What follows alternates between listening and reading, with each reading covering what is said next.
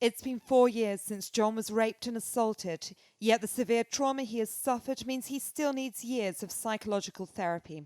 As we met in the hospital, he tells me he's coming out of an episode of post-traumatic stress disorder, brought on by recalling traumatic memories to me. You get pins and needles and pain, shooting pain down your arms, shooting. Your head just wants to explode. John relives the graphic details of the abuse he suffered at the hands of his rapists. He says he wants to speak out in order for other survivors of rape to feel confident enough to do the same. He smashed me against the wall of the bedroom. He then told me he was going to rape me. And he did. Again and again and again.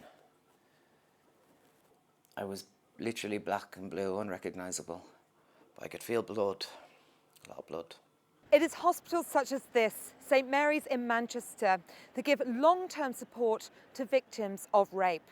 Yet the irony remains. At a time more and more men are coming out and admitting to their assault due to stepped-up campaigns, the slashes in government funding have seen a mass reduction in services in both the NHS and charities.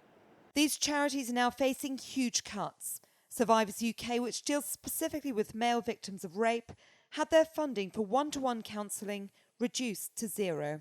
They say the issue occurred when financing was passed from the Ministry of Justice to the London Mayor's office. All of that money has been ported over to the Mayor's office as the Police and Crime Commissioner for London. It's about £70,000 per year at the moment. The Mayor initially received that money and continued to fund for 6 months, which was an obligation that they inherited fundamentally from the Ministry of Justice. But those funds have not been forthcoming as of the 1st of April.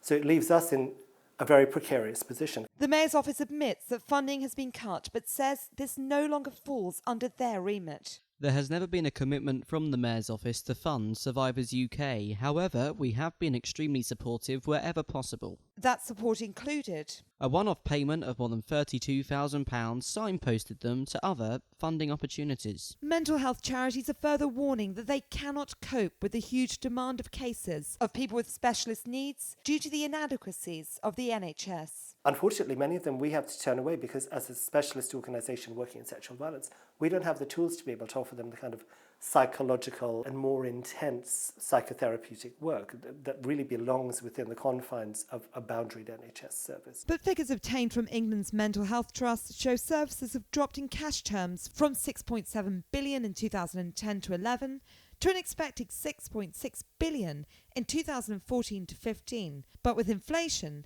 this amounts to over 8%. Maybe all services should be NHS funded. Why are services for men almost non-existent? John's message is stark.